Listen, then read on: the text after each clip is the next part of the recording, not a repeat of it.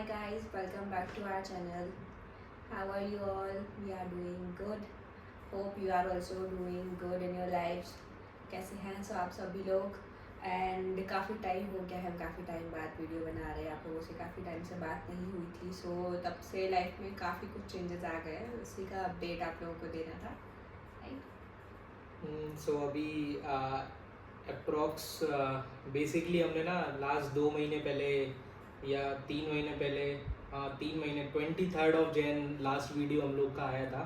आप लोग काउंट कर लीजिए, 3-4 महीने उसको हो गए हैं। उसके बाद से हमने video long format video actually कोई डाला नहीं था। बेसिकली रीज़न मे भी हो सकता है आपने गैस किया हो। She was pregnant, so eight that time her 6 or 7 month was running.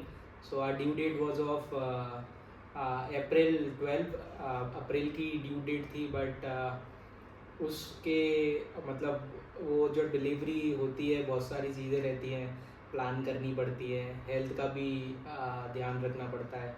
तो वो सब कि उसमें मतलब अब वी थॉट कि we'll plan post maternity trips or some kind of thing like that, but plan हम लोग इतना कर नहीं पाए जस्ट बिकॉज सब कुछ अनएक्सपेक्टेडली होता गया। और ड्यू डेट जो मैं बता रहा था अप्रैल 12 का था।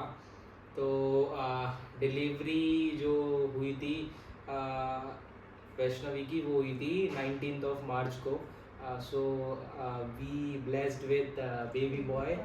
सो बेबी बॉय हुआ था 19 को अराउंड 3:30 आफ्टरनून। सो स्टार्टिंग से अगर बताएं तो कब पता लगा था, I think she would be right person to tell this. ठीक है, so we got to know कि वी आर प्रेग्नेंट इन अगस्त। हमने टेस्ट किया घर पे, हमें अगस्त में पता चला। देन हमने ब्लड टेस्ट वगैरह करवाए कंफर्म होने के लिए।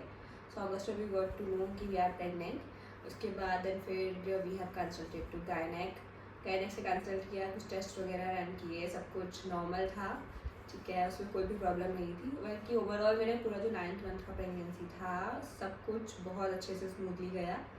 वी हैव नेवर थॉट कि ऐसा कुछ होगा लास्ट में जाके, बट सब कुछ बहुत अच्छे से रहा। बट हाँ, बीच में था कि मेरा हीमोग्लोबिन थोड़ा सा ड्रॉप हो गया था ड्यू टू सम इश्यूज़। और बाकी मुझे कोई भी प्रॉब्लम नहीं था, ना ही वॉमिटिंग, ना ही नोजिया, और फूड क्रेविंग्स भी एक्चुअली मुझे इतना कुछ नहीं हुआ। तो पूरा 9th मंथ बहुत स्मूथ था।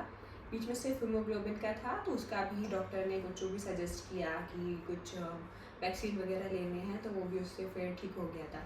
बट बीच में हमने एक सोनोग्राफी कराया हुआ था, I think 7th month, right? 7th month में, जहाँ पे हमें पता चला कि बेबी के गले के अराउंड 2 कॉर्ड्स हैं। और ठीक है, वो इतना कुछ वो नहीं था, उसमें अलार्मिंग नहीं लगा हमें। और गायनेक ने भी बोला कि ठीक है, नॉर्मल है, होता है सभी के चाइल्ड्स के अराउंड कुछ कुछ के। बट उसमें कोई इतना चिंता करने वाली बात नहीं है। ठीक है, सो फिर उसके बाद हमने ठीक है, हमने भी इतना कुछ नहीं सोचा। And like we are stress free at that time.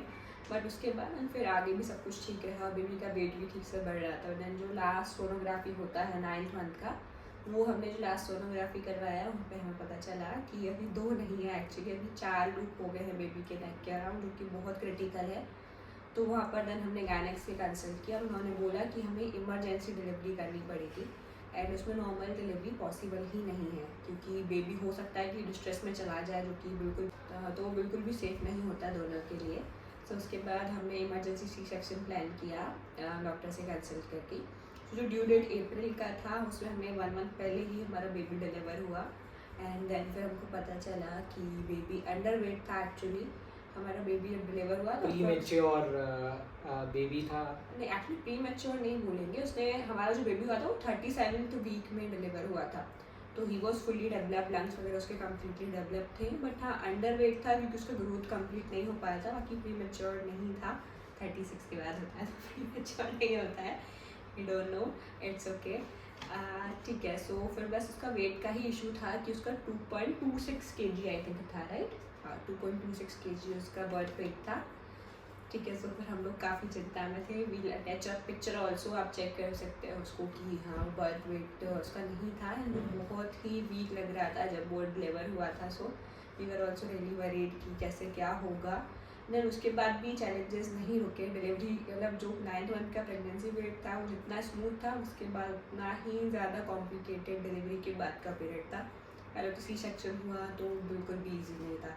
जिसका हुआ होगा उसको पता होगा कि बिल्कुल भी ईजी नहीं होता है सी सेक्शन।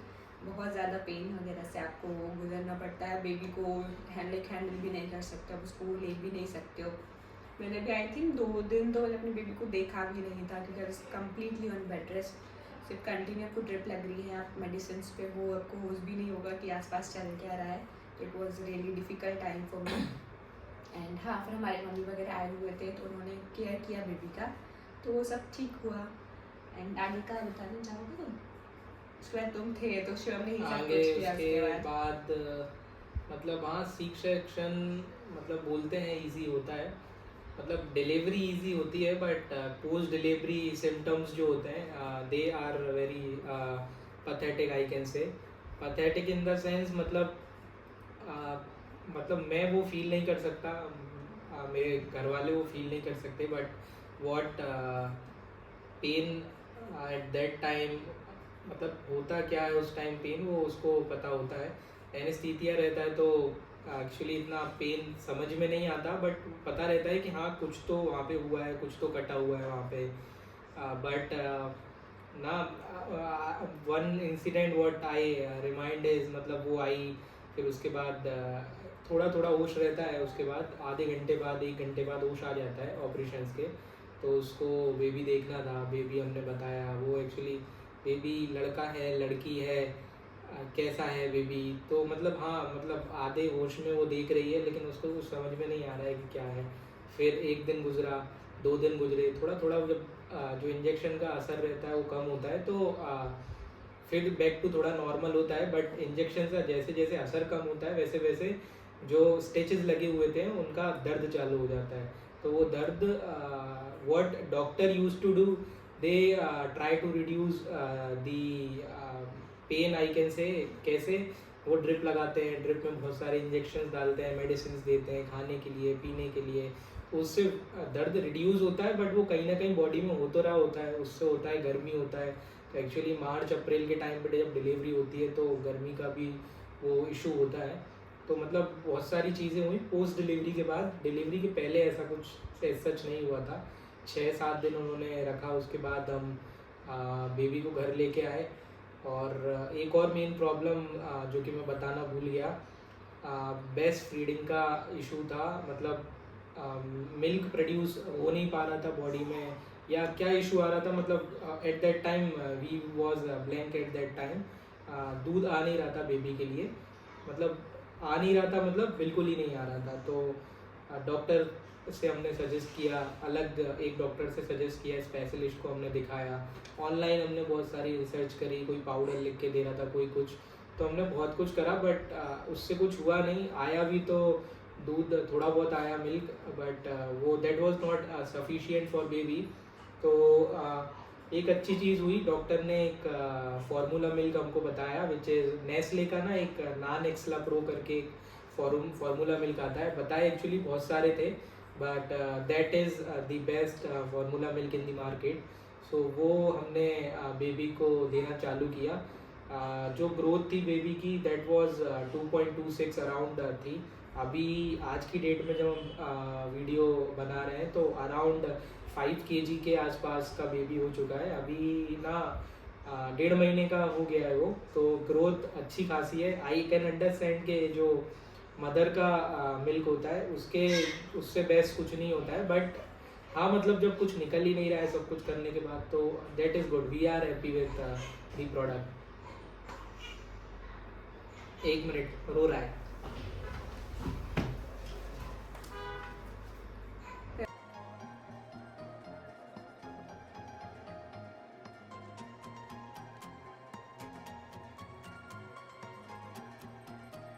सो हम लोग कहाँ पर थे?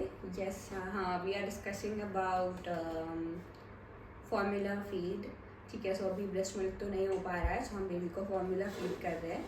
We have consulted many lactation consultant से भी हमने कंसल्ट किया, काफ़ी कुछ किया, बट वो पॉसिबल नहीं हो पा रहा है। So I have give up as of now. बाकी बहुत मेंटल स्ट्रेसिंग है, ठीक है, बट ठीक है। सो हम अभी फॉर्मूला फीड कर रहे हैं, बाकी देखो आगे क्या होता है।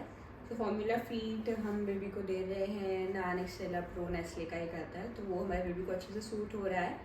ठीक है, सो अभी हम वही दे रहे हैं, उसका ग्रोथ भी उससे ठीक है, वेट भी ठीक से बढ़ रहा है, तो कोई प्रॉब्लम नहीं है। बाकी ठीक है, हाँ as equal to breast milk नहीं है, मदर्स मिल्क नहीं है, उतना अच्छा नहीं होता है, बट ठीक है अभी नहीं है और कोई ऑप्शन तो है नहीं, तो अभी यही देना पड़ेगा। बाकी उसे वो सूट कर रहा है, so no problem other than that. ठीक है, सो वी नो कि काफ़ी लंबा गैप हो गया, लास्ट हमने जन में अपलोड किया था, उसके बाद अभी मई आ गया है, स्टिल हमने अभी तक कुछ भी अपलोड नहीं किया है। बट ठीक है, now will be regular, shorts में हुआ है, लॉन्ग फॉर्मेट वीडियो में हुआ, जो भी पॉसिबल हो पाएगा, एंड ट्रैवलिंग ब्लॉग्स एंड जो भी पॉसिबल होता है we'll upload, so please stay tuned. And अभी आपको एक नया मेंबर भी देखने को मिलेगा यूट्यूब वीडियोज़ में, is really very cute. So yes, if you like the blog, if you like this video, sorry, so then please do subscribe to our channel and like this video. कुछ और suggestions है आपके आगे और क्या देखना चाहेंगे, या कुछ भी आपके कुछ भी फीडबैक है किसी भी चीज़ से रिलेटेड, तो you can drop it in the comment section. And yes, we'll see you next time. Until then good bye. Please आपका ध्यान रखिए. Bye bye.